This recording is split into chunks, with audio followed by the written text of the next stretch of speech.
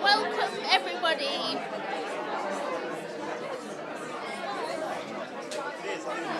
What? Oh, yeah, okay.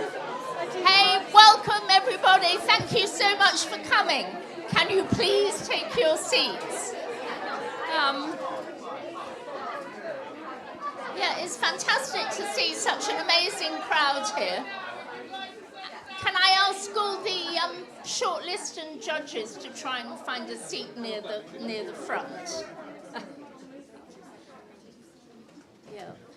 Okay, thank you. So my name is Corinne Perlman, and I'm director of the First Graphic Novel Award. And this is Nessa Urquhart, who is the category manager for Waterstones with the... well, you'll explain what you are. I just want to say it's fantastic to see such a great crowd like this. This is an award for the for people who are cartoonists, comic creators, artists who have not had a full-length graphic novel published commercially. And the prize is a contract for publication by the publisher Self-Made Hero. And to win a £500 cash prize sponsored by the Books Agency. Firstly, I want to thank Arts Council England for having supported this iteration of the award. It's a kind of fantastic and generous, offer that we had, and it was really a huge gesture of encouragement for graphic novels and the untapped talent of their makers. So big thanks to Arts Council England. And I also want to thank the 220 plus entrants, actually 240 entrants altogether, who together contributed 220 entries, so the best ever, for entering the award this year. And finally, I'd like to thank our partners, again, Emma at Self-Made Hero, and also Beth Bryan at the Cartoon Museum, new director, and together with the Books Agency, James Batman at the Books Agency, for sponsoring the cash prize. And also thank you to Waterstones and their amazing team for helping us, and to Martin Burden over there, whose audio hire is making it all possible online. So thank you. And now, big thanks to, I think I've done that, big thanks to Nessa. You're very welcome.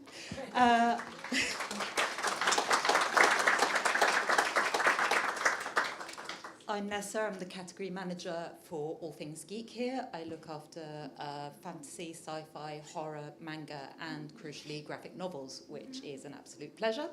I'm neither a writer nor an artist. I was very politely but firmly told to drop GCSE because I was bringing the average quite low. However, I do love living in worlds created by other people, so it was an absolute pleasure to be asked to review the long list of 30 entries and live in someone else's world for a little bit. It was really eye-opening, really humbling, just everything. Every title had something new, had something playful, meaningful, just absolutely... I've forgotten words, and I think that's probably apt. So thank you again, and welcome to Waterstones this evening.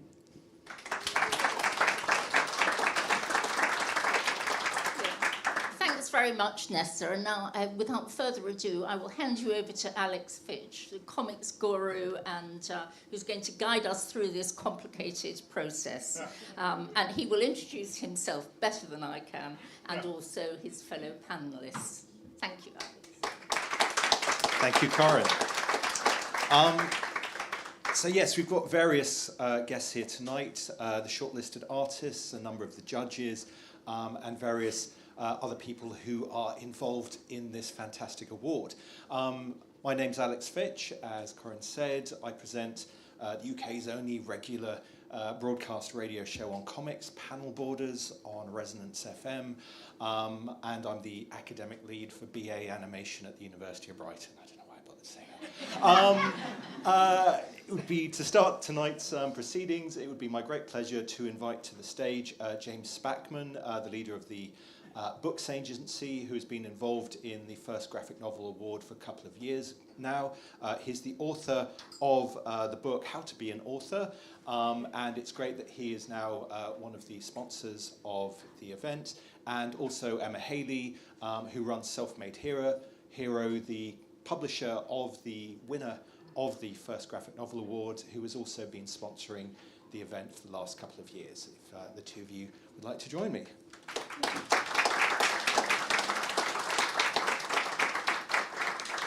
We didn't practice which stools to take, so go for it. I'm going to perch like singer-songwriters. Absolutely. Boy Tender band. on the voice. Yeah. I'll start with you, James. I mean, in terms of your involvement with the graphic novel world, with this award, is this something that's relatively new in your kind of life and career? Yeah, absolutely. And when I was first involved in this two years ago, I was a real newbie, and I'd only just taken on my first comics client, Molly Ray, and I was just in the sort of first flush of enthusiasm for it. I'd been to Thought Bubble for my first time, and just really started kind of exploring this wonderful world. And to be honest, I sort of still feel the same. I still feel like it's all new to me, and there's just so much to explore and discover. And yeah, looking through the long listed works this year, it's just nothing was familiar. Nothing was, oh yeah, no, I've seen that before. It's all new. It's all great. Nice. And Emma, you've been publishing books for a number of years now for Self-Made Hero. And I guess, you've seen that the trends have come and gone in graphic novels, new sort of subgenres have emerged. What's it like being involved with the first graphic novel competition and actually seeing people whose work is kind of emerging? So I've been publishing graphic novels for 20 years now, and but even though it's been such a long time, I also feel like I have imposter syndrome all the time. So I'm not an artist. I think that's why I'm like I should be doing this anyway. So I've been involved in the first graphic novel award for the last 2 years of its iteration.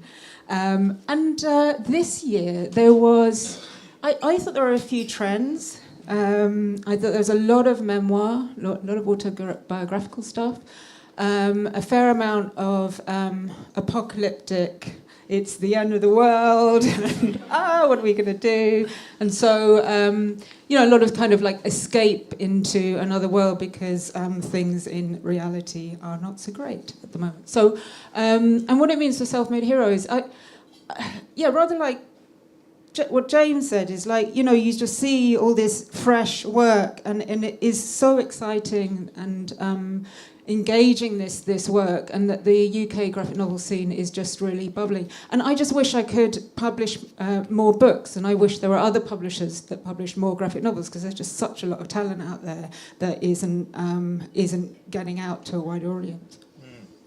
And obviously, just thinking of Self-Made's list, you had no idea who was going to win last time. And so, Alex's fantastic book, Bone Broth, is now available from Self-Made Hero. Do you find that kind of exciting, that in a way you're going to have a book on your list every time there's a new award that you wouldn't have known was out there if it wasn't for the competition? Yes, definitely. For me, I'm seeing so many new artists that I've never seen before. So many, and a younger generation as well coming up. So while we have a submissions process, going through the award process is so much better. So I would encourage anyone who in the next iteration of it in a couple of years' time, I would encourage you to sort of go and submit your work. And even if you've already submitted your work, and even if you've done it several times, carry on doing it, because it really does get your work in front of our eyes in a way that I probably wouldn't have seen it or taken as much note of it had it come through another avenue. Yeah, because not only have you published the winner, but also one of the shortlisted books from last time. Fenway Tristram's The Noisy Valley is coming out soon. So even actually being on the shortlist actually gives people a lot of exposure. And another one of the books came out from a different publisher, so it's definitely worth, getting longlisted and being shortlisted as well. Yes, absolutely. Yeah. So yeah, Noisy Valley comes out this May, and Myth was shortlisted last year, the 2023 incarnation, and there are plenty others that I'm actually looking at, as Corinne knows, that for potential sort of publication next year possibly. Yeah. And James, in terms of kind of the publishing industry, we hear that graphic novels are a growth component of publishing. Is it something that you see is kind of like changing the kind of variety of books that are out there and the kind of genres and the kind of stories? Yes and no. I could probably give you a couple of hours of chat on this. It's very... You can have 5 minutes. Yeah. It's a mixed picture. There's pockets of straightforward commercial growth in bits of YA, bits of manga, bits of middle grade where lots of books are being published and lots of them are selling really well. There's other areas where it feels frustratingly slow and tricky. I've been doing a lot of kind of almost like diplomatic work with Carrie Fransman of comics creator and Seasick founder, going around publishers talking up the medium and asking them what's blocking them from doing particularly like serious or just more grown up, more literary graphic novels, which I think that there's a lot of mainstream publishers in the UK who've just dabbled in it a little bit, but they haven't really committed resources, getting people that are good at doing the publicity and marketing for these books and having salespeople that are kind of confident in pitching them, and so they're not really in the habit of committing to them, and that's something that I'm trying to change. Because yes, obviously you've got Cape and you've got a couple of other isolated spots, and then of course we've got fantastic independent comics publishers in the UK, but it feels like there's still plenty more to be done, and I really want the industry as a whole to understand that the numbers are going up, and every kid that reads Bunny versus Monkey, they grow up, and they'll want some interesting sequential art to read when they're adults, I hope.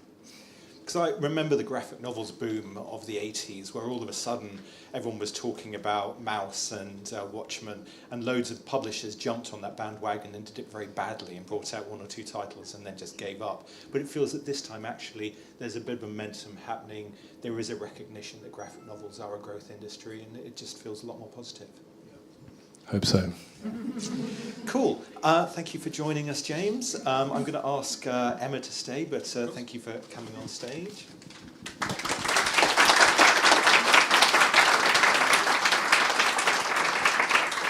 So I would like to ask fellow judges, along with Emma, Carrie Fransman and Shazleen Khan, to join me on stage. Yes, there's the right number of chairs. Oscar Zarate unfortunately can't be with us this evening. I believe that Jeanette Paris is going to join us down the line in some kind of exciting digital way. Yes, fantastic. Hello, Jeanette. As mentioned, Emma Haley is the publisher of Self-Made Hero, who is sponsoring the award and have published last year's winning entry, Bone Broth. Carrie Fransman is an award-winning graphic novelist and founder of the Comics Cultural Impact Collective, otherwise known as Seasick, and also creative director of Positive Negatives, who uses comics to amplify research and bring minority voices to the page. Shazleen Khan is an Eisner-nominated and Ignatz Award-winning illustrator and author, specializing in narrative illustration, and the first volume of their award-winning LGBTQIA+ webcomic, Booza, will be published by Adrams in May. Unfortunately, we don't have the full complement of judges tonight, so Emma will be filling in for Oscar. But one thing that we're going to do is that... Carrie's going to be filling in for Oscar. One thing that I am going to ask the judges to do in a moment is talk about one of the shortlisted books, in order to kind of like champion that volume. But before we get to that, I mean, we've touched on this already, Emma, in terms of the kinds of entries that we've had on the list. But what sort of trends, what sort of flavours were you getting from first the 200 plus entries and then the long-listed entries and then the choosing the shortlist? Anyone who would like to go first? You want to go? Yeah, I mean, I think I love all mediums of comics, but I mean, all genres of comics, we're not a medium. But I do think that what prevailed is this kind of autobiography. And I think, I always go back to it. For some reason, it's such an authentic, art form when it comes to just conveying someone's view of the world. And I find myself time and time again, just, when you're kind of scrolling through your feed, just stopping when someone starts telling you their story in comic form. And I really do think that's powerful. And I think that showed very much, as Emma said, on, the long list. What's the list before it becomes the list? What about you? Oh, yeah. What stood out to me is kind of a lack of genre fiction, actually. Because, we saw a lot of contemporary stuff. If it wasn't autobiographical or apocalyptic, we did see a lot of contemporary fiction too. And I'm a big, enjoyer of contemporary fiction, but I also really like horror and I like sci-fi and I like, I like genre fiction. And we didn't see a lot of that kind of stuff. And I wonder if that's kind of reflective of what the publishing market looks like or what people are interested in reading. But I love a little fantasy horror kind of thing. And I hope I can understand for our applicants why maybe they wanted to tell an important story and they feel that this is their one chance. But I would maybe next time I hope that we have more and generally I hope people continue making genre fiction because I wanted to read more. Jeanette, what sort of things attracted you from the mega list and then the long list? I mean, sorry, there's a bit of a delay there. I really enjoyed the sort of autobiographical entries, really. And they were funny, they were also serious. But I actually agree with Shazleen. I do actually also enjoy genre fiction. And you're right, it would be nice to get more of those entries next year or within the next 2 years anyway, basically. But to be honest, I enjoyed most of them really. So I dip my toe into most things, to be honest, actually. So yeah.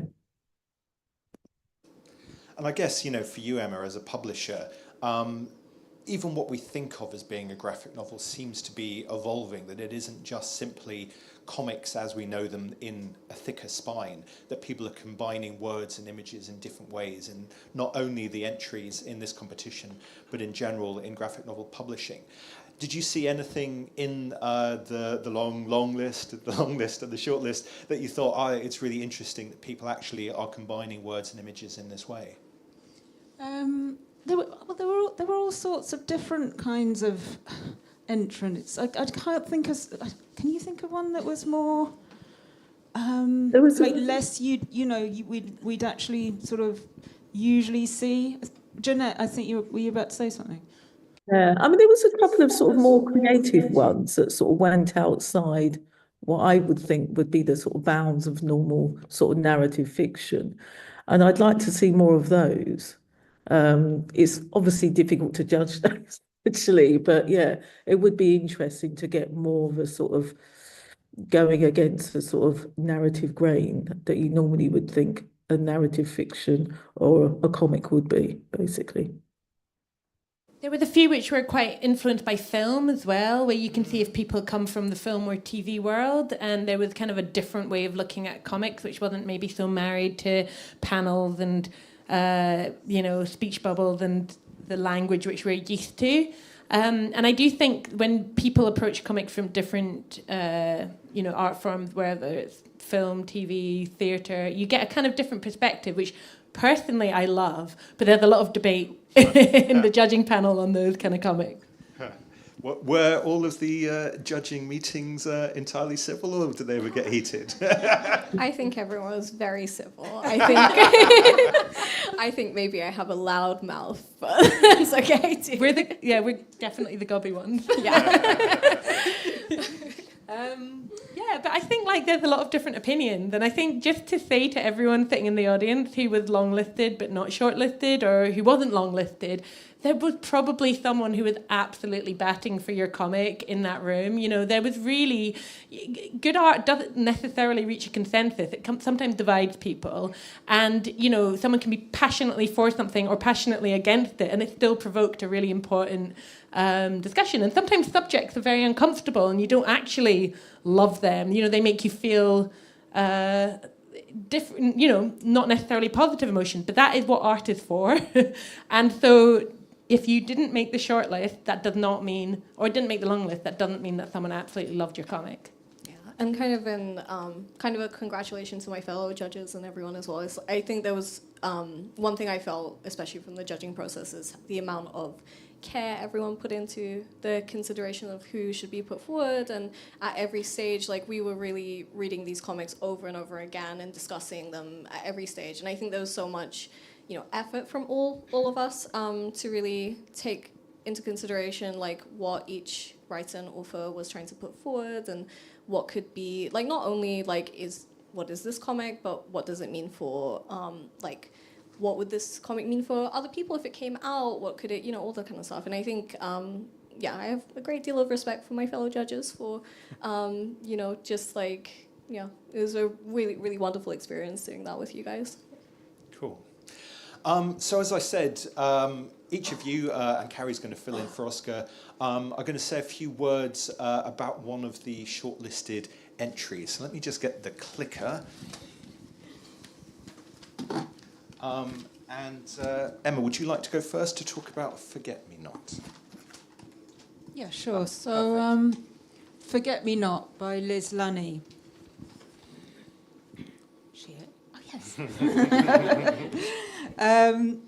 This guide to loss, grief and growing up is a work that Liz Lunny says she wished she could have had available to her as a teenager. It is a collection of comic essays that look back on 25 years' worth of grief, compassion and moments of humour to create a helpful guide and soothing companion to anyone who has lost a loved one. Lunny manages to combine humour and tragedy to create a touching portrait of her experiences of losing her mother as a child. The poignancy of the concluding page of the pitch stood out to me as exceptional work. She effectively evokes what it feels like to grieve in one single powerful page. I certainly had a tear in my eye when I read it. Other words of praise from the judges. An excellent memoir-based graphic novel, insightful, humorous, and the writing is concise and to the point. It includes several great laugh-out-loud visual observations. The art flows, and the black and white, naive but confident style of drawing proves an excellent contrast to the subject matter. The author is clearly incredibly confident with the comic language. The simple drawings really drew me in, and I love the humour contrasting with the heartbreak. Congratulations.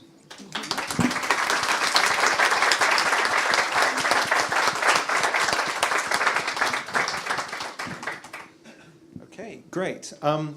Carrie, if you could do your best impression of a middle-aged Argentinian man, you're now going to be sharing Oscar's thoughts on A Sleigh That No One Knows. Oscar writes so beautifully as well, so I'm really not going to do justice to this.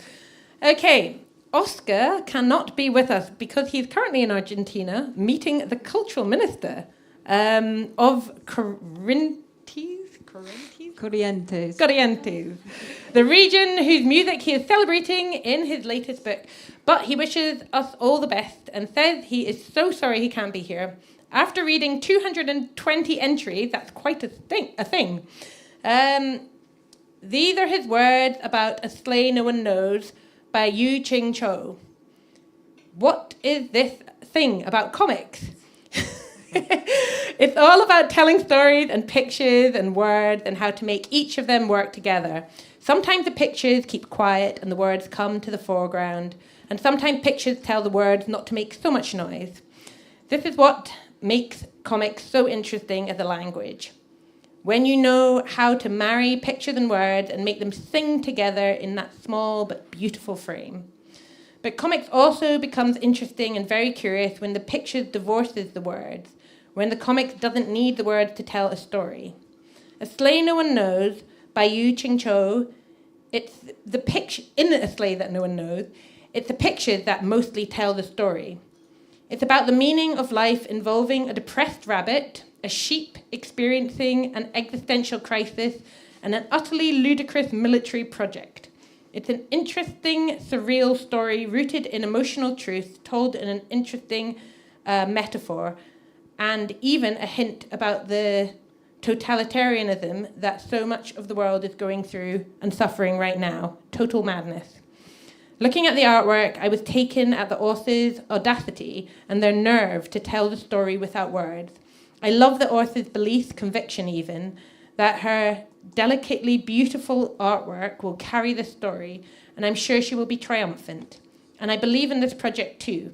I find it so original, attractive, and ambitious, a delight to my eyes and thinking, and enough material for a book. I'm very curious to see how Yu Ching-cho progresses. She is welcome to our world of comics. Love from Oscar.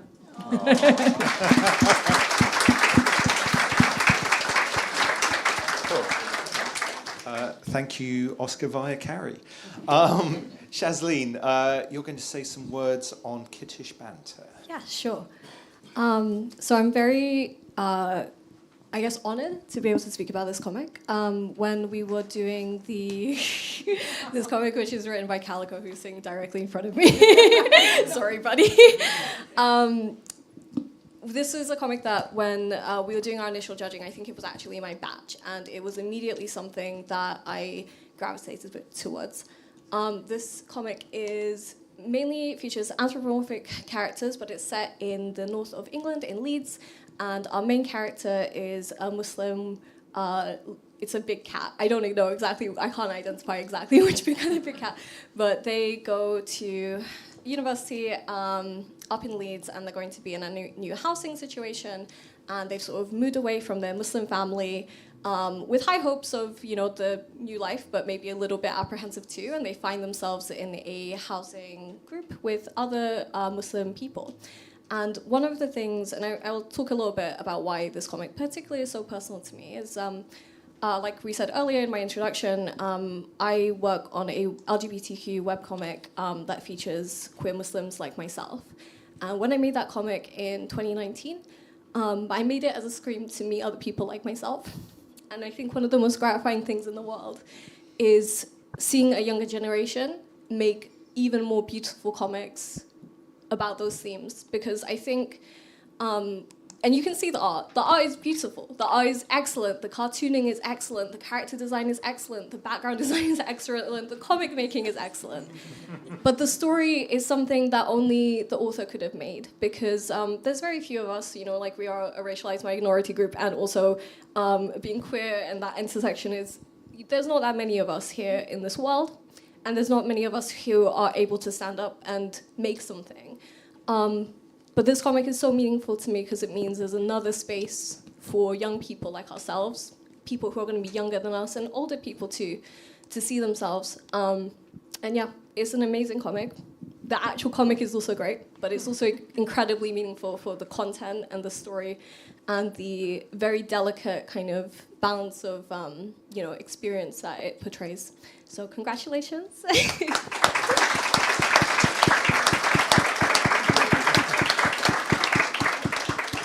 Thank you, Shazleen. Jeanette, if you could say some words about St. Bridget and Me. Yeah, hi. This is a comic about Hannah McCann's experiences of reconnecting with St. Bridget, a saint and a goddess who was an important character in the author's childhood growing up in Northern Ireland. This is a humorous, well-drawn memoir with the unusual narrative intersecting with religion, feminism, and politics. It covers the important topic of abortion.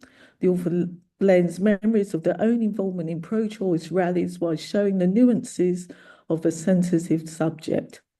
And whilst it covers serious topics, I also found it to be very funny. I was blown away by its strong visual style and its very strong narrative voice.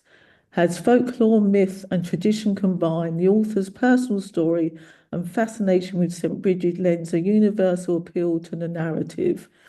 This deserves to be read. Sorry, that's it, basically. This is excellent.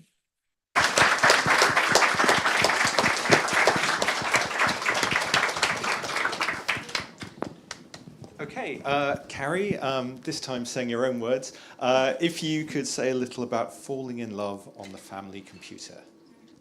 Okay, I'm going to have to read this, so I wish I could be as eloquent as you guys, talking from the heart. So, Falling in Love on the Internet by Luis de Silva. Sorry, apologies for his pronunciation. So, despite the judges spanning some 30 years in age, I took some guesses there. Some of us can even remember a time when there was no internet.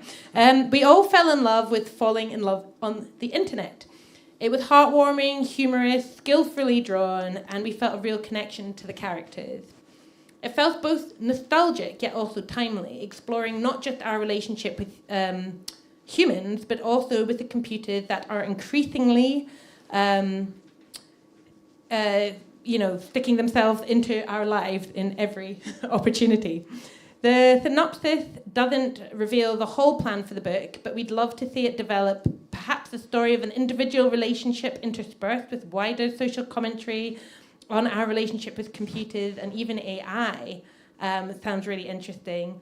And we know that Lois knows how to create an engaging story and is such a fantastic artist. So just a massive thank you for such a beautiful story. It really touched all of us. We absolutely loved it. So thank you.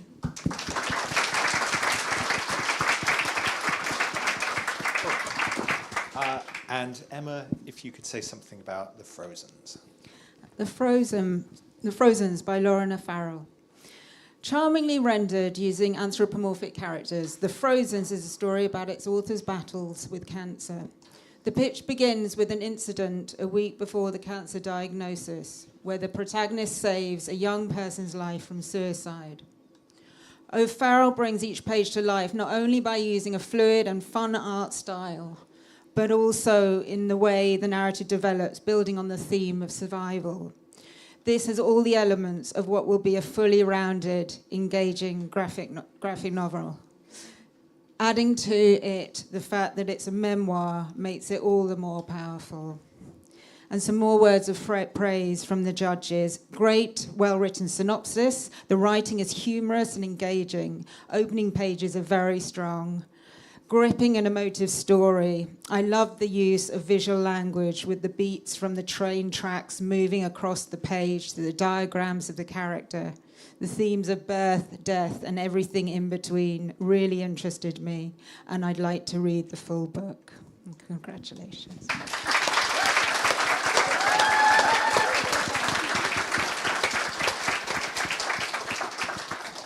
Okay, thank you very much, judges. I'm now going to ask you to take your seats in the audience again, and then I'm going to ask the creators to join me on stage. So if I could ask, no, go for it. Liz Lunny, Yu-Ching Shou, Calico NM, Hannah McCann, Lois de Silva, and Lauren O'Farrell.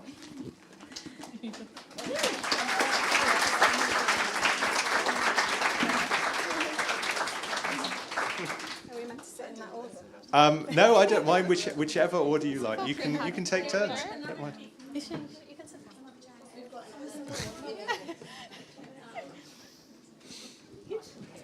Comic creators always like herding cats.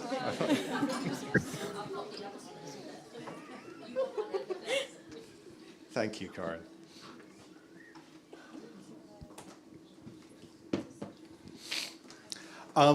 So as the judges have pointed out, a huge range of different styles represented by the six of you, all sorts of different stories being created, I might go with the order you're sitting in, just for the crack. So Liz, Hi. sorry. Let's start with you. So your book is a really interesting memoir about losing your mother. It's made up of loads of different sort of short vignettes. How did this project come about? Well, I think it was something. It was floating around in my head since, since my mum died when I was 16, basically. So I think because I find drawing comics for me is quite a healing experience, a bit like a therapy. But all of my comics over the years have been mini comics, humour comics, jokes. And at the back of my mind, I always had this quite serious experience that had happened to me that I did want to write about, but I didn't know how. And so when it actually started to come out of me, this has been, it's like I'd written it in my mind for all these many years. And so the actual drawing of this, these pages I did very quickly because it's something that was just like quite subconscious and like a healing experience, I guess. And like you said, you've been working in small press comics for a number of years. What led to you finally thinking, I'm going to tackle this topic now and I'd like to do it as a longer narrative? Was it the award or did anyone give you a kick up the bum? It was something quite personal and upsetting, actually. So my dad died 3 months ago and he was sick for a couple of years. And so it's meant that I've really had to face up to his grief that he was holding and how it was held in our family home. So, yeah, quite a serious answer to that question because I do everything I approach with humour, and that is something that I really wanted to be, with this topic, I wanted to face it quite delicately because I respect people going through grief and how difficult that is, but also I express with humour. So that's why it has this mix to it. Yeah. Indeed. Well, and I've only obviously read the short extract that you submitted, but the fact that you are creating the narrative through short vignettes, the fact that you're using humour, the fact that actually you're including kind of like useful information for people on how to talk to others who are dealing with grief. I guess those are the sort of things you might have been thinking about actually, that not only do I want to share my narrative, but actually this might be helpful for other people. Yeah, this was very much the thinking behind it. It's comics when I was... my whole life, comics have really helped me, and especially autobiographical comics and reading other people's experiences are just my favourite kind.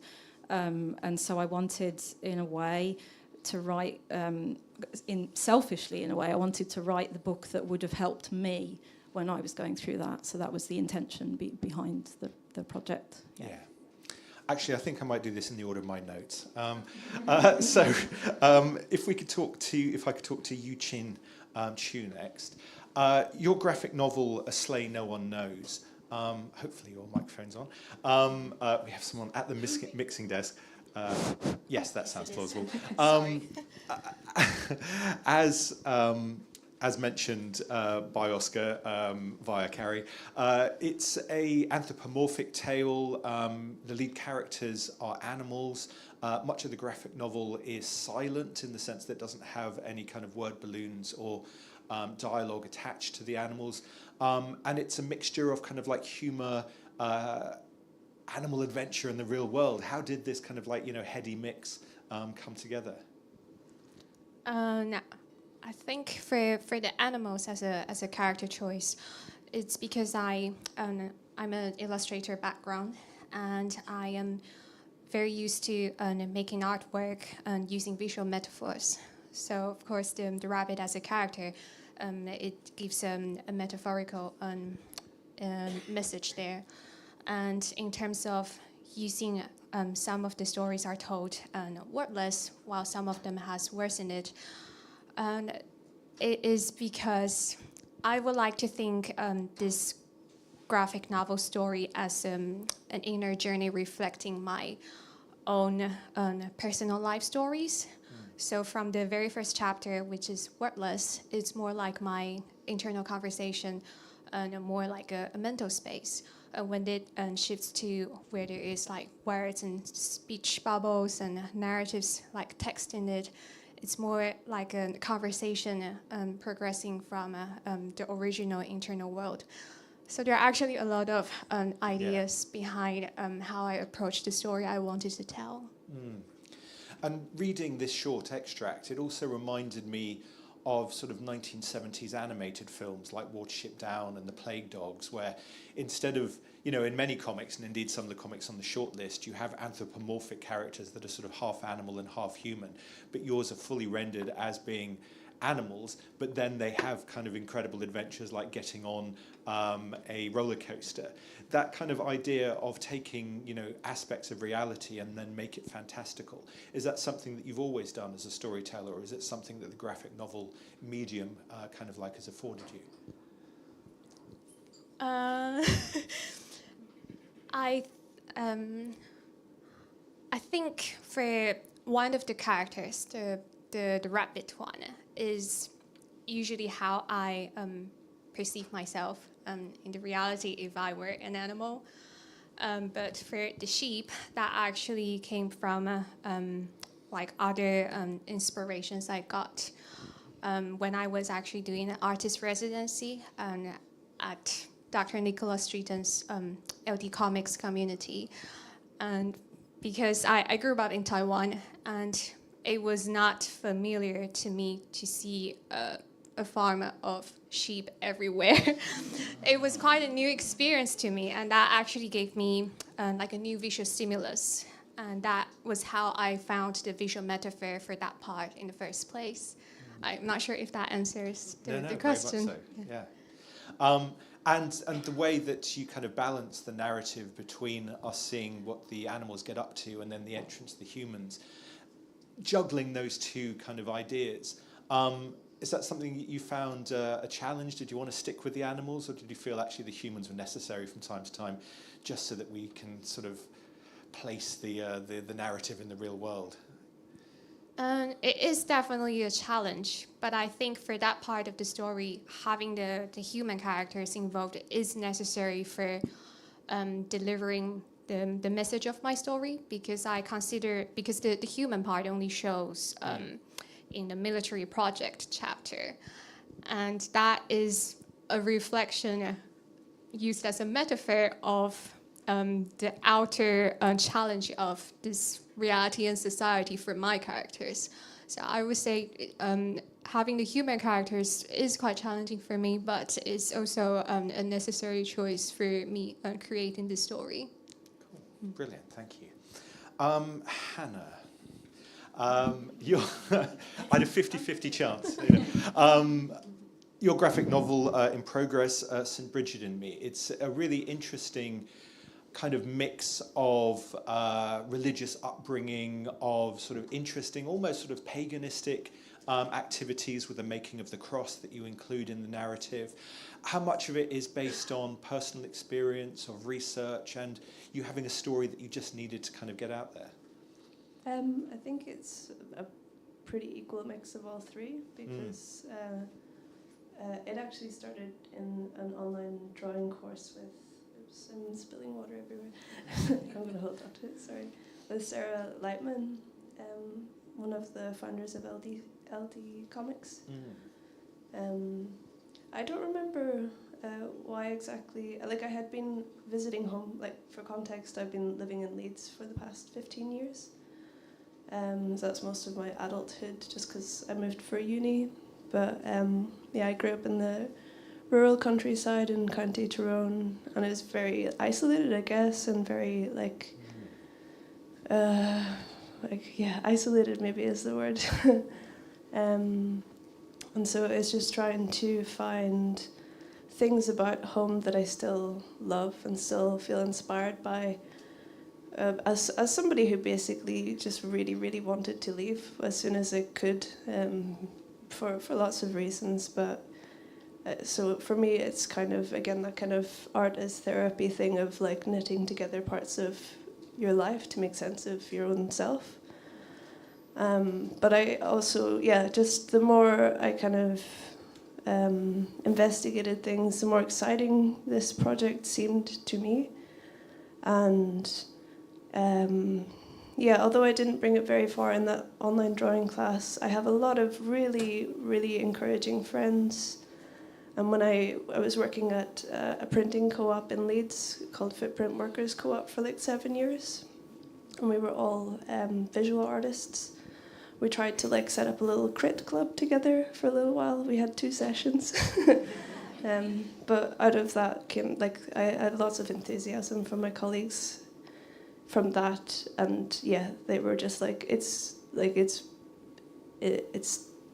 think they kept saying like, it's finished. But it's like, it's 1 page, it's 2 pages. But yeah, and last year, or maybe 2 years ago, sorry, I'm rambling on, but a friend of mine invited me to participate in Leeds Comics Collective, which is a really, really excellent group, just like of encouragement. People who love comics and make comics in Leeds. It's informal and it's a lot of like friendly bullying. That's the way people kind of refer to it as, in order to make comics. Well, and one thing that struck me about the pages that you've created so far is that it's a new aspect of kind of British mythology that I hadn't come across before. And becoming almost like, you know, the voice of St. Bridget for loads of people who never might have come across the iconography that is connected with her. What has that been like? Do you feel a sense of responsibility, or is it just kind of like exciting to tell a story that many people don't know? I feel loads of responsibility for sharing this story as well, because like lots of the, I guess, especially like I've not been involved in like activist groups, and I kind of just want to reflect back things that I'm seeing that I think are really cool, that I think are really inspirational. But yeah, I'm kind of wary about being, I'm afraid of being like a voice of authority. But then I have to remember that it is mostly like an autobiographical thing. So again, art as therapy is like, yes, I do have authority to tell a story of my own life, that kind of thing as well. But I think the thing that struck me, that I find over and over again, that is interesting to me about like saints and like Irish Catholicism is kind of surviving older goddesses, and I'm sure this is the same in religions across the globe that have, or not religions, like in societies across the globe that have been crushed and assimilated. But like there's this direct evidence of how previously existing belief systems were kind of, I don't want to say twisted, but just changed or like brought into Catholicism in Ireland, which I actually really love. It's really beautiful, as well as it being from like a very violent place, like in that story. Well, I consider it like a, anyway. Yeah, cool. All of that. All very interesting, and look forward to reading more. Thank you. Lois, your graphic novel in progress, Falling in Love on the Family Computer. It's interesting that the creators that I've spoken to so far are very much analog in their kind of creation process, and you're telling a story about 21st century dating, but also the kind of the texture of the art on many layers, literally, and kind of figuratively. You're kind of dealing with the iconography of the internet, using presumably digital tools to make it, and also telling a personal story. How have you found kind of like navigating those 3 things? Yeah, interestingly, I actually did hand draw the entire comic with pencil, and I only added the colour digitally, and that was super intentional. I think the internet is obviously exclusively a digital space, and my entry was all about how, for me, in like the years sort of 2008 to 2010, the internet was this very like warm kind of DIY community orientated place that felt like very human to me, which it doesn't anymore, like at all. So I kind of wanted to bring that like human feel back to it, that kind of like warmth, and I think using like pencil texture just felt like a really sort of appropriate human way to do that. Yeah. Well, it's interesting then that you're using the very human pencil, but also to try and create, you know, the idea of interaction with the virtual world, the various kind of bits of iconography that we expect, you know, the internet to look like, but also tell a very personal story. I mean, in terms of your interactions, you know, presumably this is semi-autobiographical in terms of, you know, knowing what it's like to date online, you know, navigating the personal story, but also kind of making it interesting to readers, showing that it is kind of a semi-digital place that you're investigating. That feels like it's kind of a news kind of story that you're telling as well. Yeah, for sure. I think, to be honest, I guess you say, like, I mean, dating, but I wasn't so much like dating as much. I was just like a teenager on the internet in the 2000s, and ended up like meeting someone who I thought was like, just another girl on the internet who, you know, like me, was like seeking solace online, and ended up developing this like incredible like like romantic relationship with this person, but like it was also for me the story. It's about like that time period, like the internet at the time, which felt like, you know, that could just happen like very organically. There was no like internet dating back then. It was very pure. It was just people on a forum nerding out about like stuff they love together. It felt like very organic to me, and that was very special. I don't know if that exists on the internet today, because it feels like the internet has been so co-opted by governments and billionaires and corporations and like tech companies. So I think I kind of wanted to like chronicle like the journey of like the internet, which is ever changing, especially this year for creatives, with like this very existential threat of AI now on the internet as well. So I kind of wanted to take the whole stretch of the internet that I grew up with. Nice. Yeah, it's interesting that we should become nostalgic for aspects of new technology. Interesting. And Calico, your graphic novel Kittish Banter. Again, this sort of seems to juggle all sorts of very 21st century ideas. You know, we are thankfully living in a world, living in a country where people's gender identity, people's sexuality, people's religion is now a lot more accepted by a lot more people, certainly in university cities. And you're telling that kind of story in your book. Did you feel that those kind of stories weren't being represented in comics, or was it just a personal story that you felt you wanted to get out there? So I will answer your question, but I actually wanted to sort of, what's the word called? Say something about how you answered the question. I don't actually think my story is very 21st century. Actually, a lot of the point of my story is talking about how religion has always had a space for gender and sexuality, even you know, like especially in Islam, there are actually written stories about people with non-normative genders, people with non-normative sexualities, people with disabilities, you know, people of other races. This is actually something that has been chronicled. If anything, I would actually say that my story isn't about the 21st century. It's about how people living in the 21st century reinterpret our history and the things that we have been subjected to. So, sorry, could you say the second part of the question? I really just wanted to make that clear, because I don't want to give people the impression that sexuality and gender is a new thing. This has always been here. We're just reimagining it and reinterpreting it for our current bodies, but they've always been here. I mean, I guess then maybe it's almost a Western thing then to need someone to bring that story to a new medium. You know, that I haven't seen this kind of story in comics, certainly not, you know, sort of queer, Muslim, young characters, certainly not in an anthropomorphic milieu. So it does, even if it is a story that's a tale as old as time, it feels there is certain amount of modernity in it. Yes, so that's very much true. A lot of my research, so I'm a very research-heavy person, particularly when I was the story kind of has been bubbling in my mind for quite a few years, and what gave it the form that it's in now is the research that I did during university on modernity, post-modernity, queer theory, feminist theory, and it is very much a modern thing to label things, I think. Labels is the new thing. And the way that we, as a modern people, not just in the UK, but around the world, because this story is as much about British people as it is about immigrant British people and second generation, third generation immigrants. So a lot of this story is about what has always been here, but has been living just under the surface.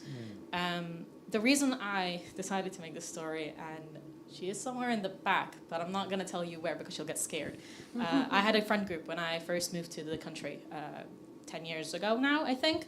I didn't know anything, but I'd always been fluent in English. I was always taught to be. Eventually, I would become, Western. That was how I was taught to I was brought up. And part of that was saying, well, that means I can't be Muslim. That means I can't be Arab. I have to throw away that aspect of myself and never speak of it again, because that is the old way. We are going into the Western world. We are doing the new way. The reality wasn't like that. The reality was I came into school, lo and behold, there were always queer Muslims. We were there. One of them has been my friend for 10 years now. Many of them have changed my life. All of them have supported me into creating this. And it is true, there aren't a lot of works like this, but as Shazleen, of course, is creating, we're learning how to represent ourselves. And I think that's the most important thing. And for me, making this comic wasn't just about making a story that's fun to read. That's absolutely part of it. I wrote this because I think I would love it. But it is also to show people you don't have to be so scared, especially if you live in the Western world. I feel like I have a responsibility for all my friends who live across the world, who feel like they have no choice. They feel like they are, constantly being threatened. They feel like they're at any moment their homes could be broken into. At any moment they could be killed. At any moment they could be, tortured because they have these feelings and these experiences and they cannot show them to anyone. And I created this knowing full well that this is not how people usually talk, not how people usually create things, because I knew, one, if I'd written it as a sort of a graphic memoir, then that would only be my story, and I would be spearheaded as the kind of thing, I think responsibility is a big part of it. I don't want it to be the second Malala. I don't want to be the voice of Muslims. I just want people to find people that they can relate to, regardless of where they came from. At the end of the day, we're all British here. We all go to Greg's. We all fall in love a little bit. I just wanted to bring a bit of that in. And if people see that and go, you know what, kind of like how Chazleen is doing, I can make comics about my experience too. It doesn't have to be that deep. Then I'm doing what I wanted to do. Great. Thank you. And Lauren, your book, In Progress, The Frozens. Hi. Like some of the other creators we have between us, your book deals with kind of traumatic incidents, but also does so in a humorous way. Yeah. Also has anthropomorphic characters. How did all of those things kind of get into the mix? I mean, you've been sort of comics adjacent. I've been I was going to say comics adjacent. Now you said it. Yeah, but I have been. So I shared a studio with 3 comics artists. One doing the Beano, one doing the Phoenix, and one who was doing indie stuff. So Ellen Linda, Gary Norfield, Sarah McIntyre, back in 2011, 10-11. But I wasn't making comics. I was making knitted street art. That's what I was really well known for, as Deadly Knitshade, and for a very long time, that's what I did. But I am also a cancer survivor, a lot happened during that. So a lot of treatment, a lot of loss, and that story's always been there, and I've always been a storyteller. So I was telling stories through the medium of knitted street art. It's so hard to explain if you haven't seen it, but that's what I was doing, quite successfully. But it didn't really feel like me. I've always been a writer. I've always drawn, but it wasn't really the way that I was telling stories. I just fell into the knitting thing. So then in lockdown, just before lockdown, I went to a drink and draw event run by Gosh Comics and Broken Frontier. I made a group of very good friends there, and what I found was, because I didn't really feel like I draw, I write, and I make, but I wasn't a drawing person, was they were so supportive and brilliant, and they were all telling different stories, that I just kind of like started to sidle into comics. And then I think you said like the friendly bullying. A lot of that happened. So I would constantly get, when are you going to do a comic? When are you going to do a comic? And so I started to tentatively like do little bits and pieces.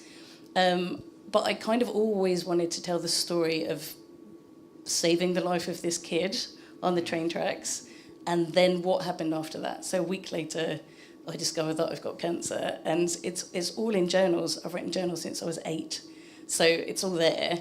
So it's I feel like I don't have to do that much work, just open a book. But I did a long form comics class in lockdown. So it was in New York. Ellen Linden was running it. And I then went to an event that Lucy Sullivan was speaking at. Lucy Sullivan did barking, so it's a very kind of like it's brilliant. She was saying it took her 8 years to do it. And I was with 2 people from that comics group, the Drink and Draw group, and I said, I'm kind of thinking that this is what I want to do. Even though I just heard her say this painful 8-year process, I was like, yeah, I'm in. So one of them said to me, don't do a big graphic novel now. You've only just started doing comics. Do some smaller ones first. And the other one said, do it.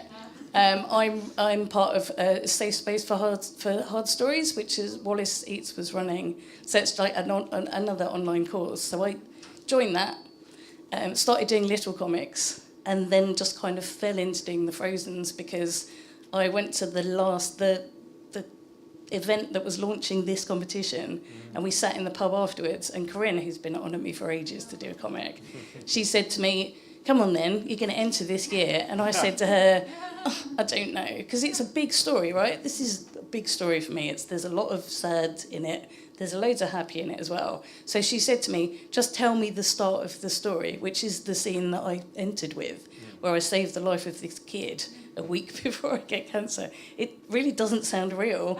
But as I told the story, I noticed that everyone was leaning forward in their seats. And then when I finished telling the story, Corinne leaned back and she was like, well, you have to now, don't you? And then that was it. I was in. And now I'm here, which is crazy. Brilliant. So in terms of the story, obviously, you have all this encouragement, you've got all of the journals.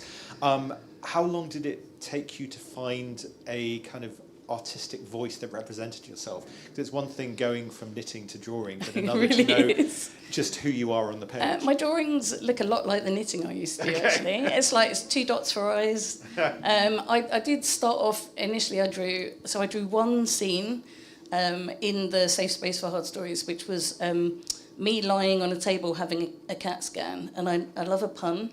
So I drew the person, but then I was like, but what if I drew a cat?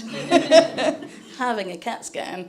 And as soon as I drew it, like weirdly, it resonated with me. I felt way more sorry for that character and more empathy because it could be anyone, but also I knew it was me. Like that's who I am. I'm constantly wearing cat ears. And it really felt like, it just felt gentler.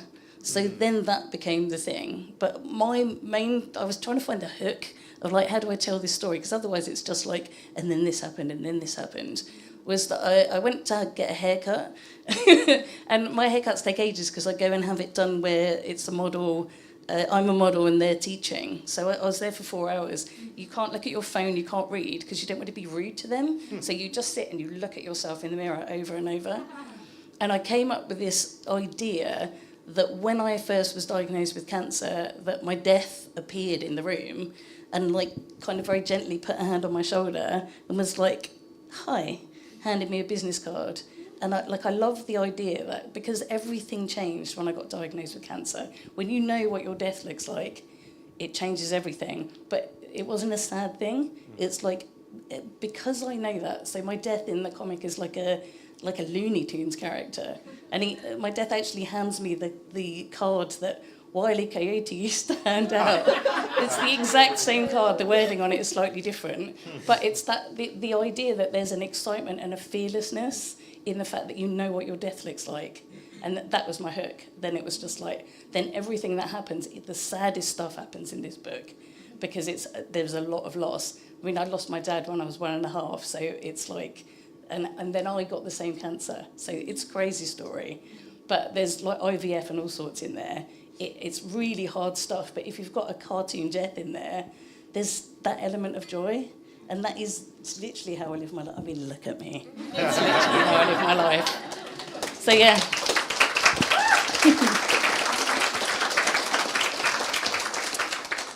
Brilliant. Well, thank you, these 6 fantastic creators, who I think deserve another round of applause.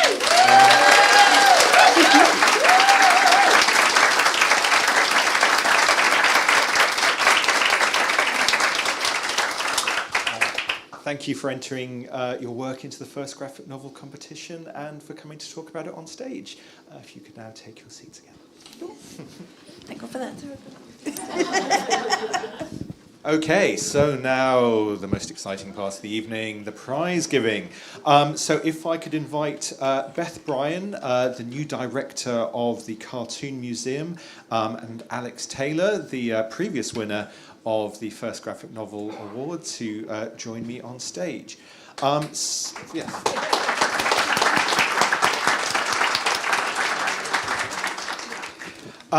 Beth, you have a room full of comics fans. Tell us about taking over the Cartoon Museum. 30 seconds. Oh wow, I wasn't expecting that. Sorry. It's really fun. I think actually I really resonate with the idea that there's a lot of really serious stuff, but at the same time you go, yeah, but when there's a cartoon, like character in it, it's like it makes the whole world a little more fun. Yeah, I mean, full disclosure, I'm not British. I'm not an artist. I feel like I've come to an AA meeting and it was like, I'm not an artist. And I keep saying that and apologizing, but I think it's really nice to have diversity within our team and our group as well, because that's the way the world works as well. So, yeah. But it does seem apt having you here, because not only in the various exhibitions that have come and gone at the Cartoon Museum, but also in the shop, it feels like an organisation, and the various events that are put on by the great staff that work with you, it feels like you're an organisation that has always kind of like championed young creators and encouraged people to have a go at the medium. So seeing these new people entering the world of graphic novels, how does it feel kind of seeing this happen? Absolutely, and we're really glad that that's the way we're seen as well, because we're really proud of that being a core part of our identity, and that's not going to change. So I know everyone's worried, oh, new director, what's going to happen? That's going to continue on. That's a huge part, and I'm really glad also that you talked about the shop, because one of the things, Holly, sorry, hi Holly, who runs our shop, who deserves a round of applause as well.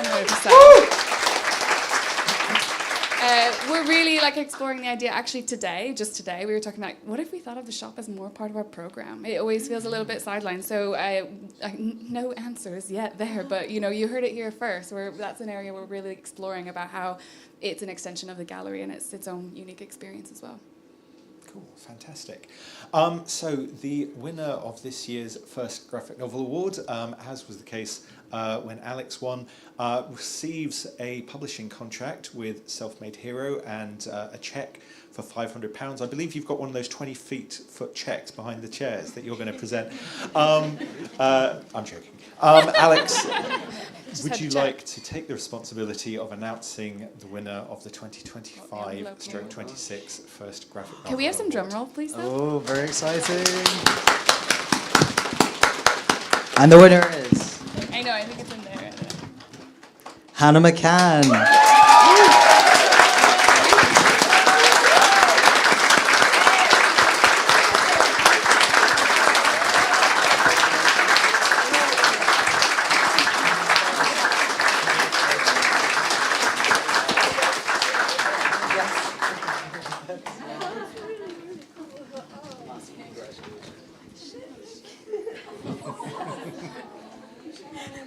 Cool. Thanks, guys. I guess thank you for coming and presenting the award, and congratulations, Hannah, on being this year's winner.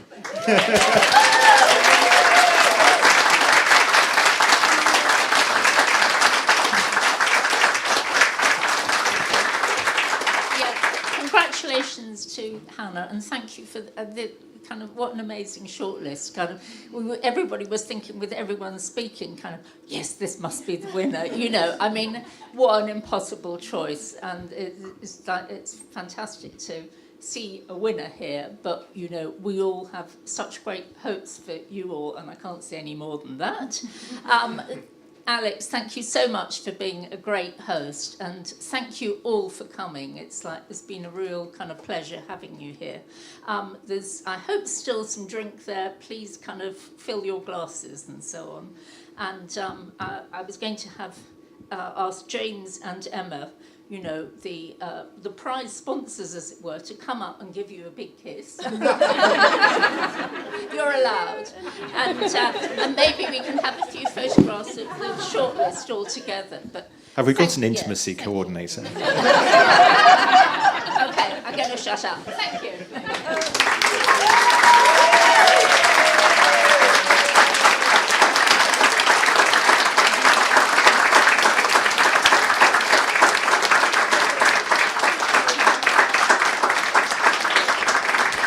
Do you want to say a couple of words? Only if you want to. I wrote an email to myself that says, in an emergency. In case of emergency. If I cry, I'm sorry. This has all already been life-changing for me. I'm going to cry anyway.